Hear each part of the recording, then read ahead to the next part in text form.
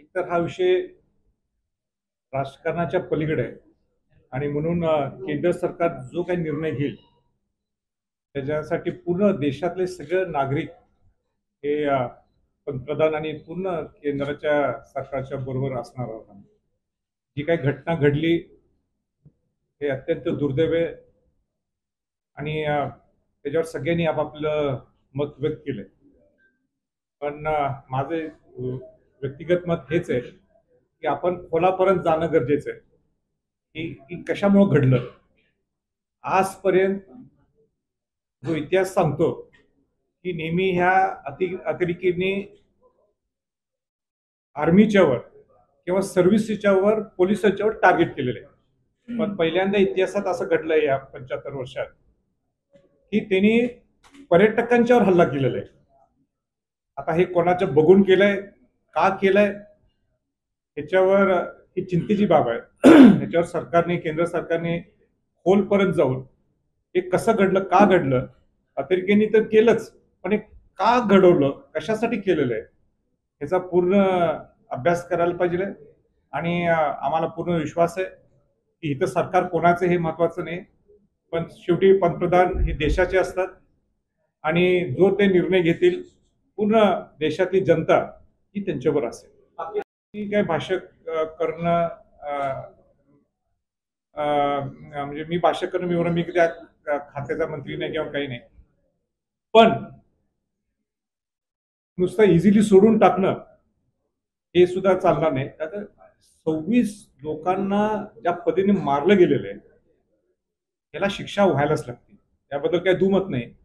पण कशा पद्धतीने शिक्षा कशा पद्धतीने आपण त्याच्यावर म्हणजे अटॅक करायचं हे शेवटी सरकारचेच हे धोरणात्मक निर्णय असतील.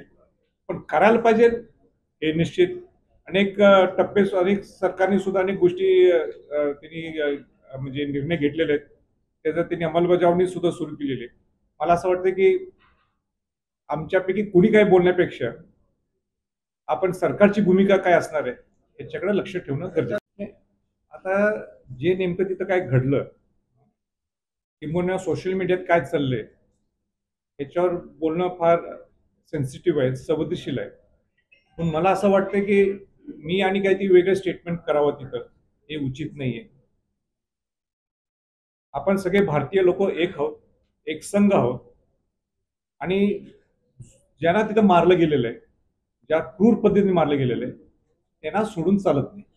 त्यांच्यावर कठोर ते कठोर कशी कारवाई करता येईल ह्याच्याकडं केंद्र सरकारने लक्ष केंद्रित करणं चिंतेची बाब आहे. तिकडे मात्र पाकिस्तानमध्ये जे कोण मंत्री आहेत किंवा अति प्रमुख नेते आहेत ते आता युद्धाची भाषा करू लागलेली आहेत. याकडे आपण कसं पाहता?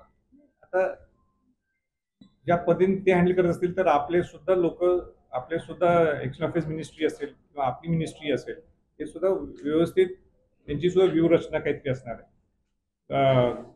ग्लोबली सगळे जगातले नेते सुद्धा कसे आपल्या बरोबर राहतील त्याच्यात सुद्धा त्यांचं बोलणं निश्चित चालू असेल असं मला निश्चित वाटते. आणि ही काय वेळोवेळी दर एक 5-10 वर्षांनी ह्या सगळ्या घटना अशा घडायला लागल्यात आणि हे असं नुसतं आम्ही सहन करत बसायचं का असं होऊ शकत. या सगळ्यावर पवार साहेबांनी एक महत्वाचं विधान परवा केलं की या आधी देखील देशामध्ये अशा पद्धतीने हल्ले झाले मात्र त्यावेळी कधी धर्म विचारून हत्या केली असं कधी ऐकिवात आलं नाही. मग अशा पद्धतीच्या चर्चा आताच का होत आहेत किंवा अशा पद्धतीने मला वाटते की मी त्याच्यावर काय भाष्य करण्यापेक्षा सरकारने शेवटच्या घटकात पण जायला पाहिजे. सगळे व्हिडिओ फुटेज मिळू शकतात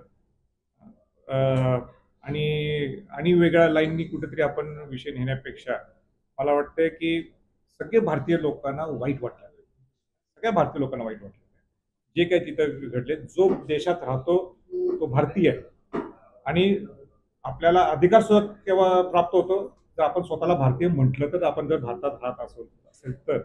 आणि म्हणून भारतावर हा अटॅक आहे. हा अटॅक हा नुसतं कुठल्या ते एका कोणावर नाही हा अटॅक भारतावर आहे. आणि म्हणून माझी सरकारला विनंती राहणार आहे तुम्ही खोल जाऊन फुटेज बघा नेमकं काय काय झालेलं आहे आणि माझ्यासारख्या व्यक्तींनी एक रिस्पॉन्सिबल सिटीजन एक रिस्पॉन्सिबल लोकप्रतिनिधी या नात्याने मी सोशल मीडियाच्या मुद्द्यावर किंवा सोशल मीडियामध्ये जे काय चाललंय त्याच्यावर मी प्रतिक्रिया देणं हे मला बरोबर वाटत. या सगळ्या घटनेनंतर आता राज्यात अशाच ताज्या अपडेटसाठी महासत्ता न्यूजला सबस्क्राईब करा.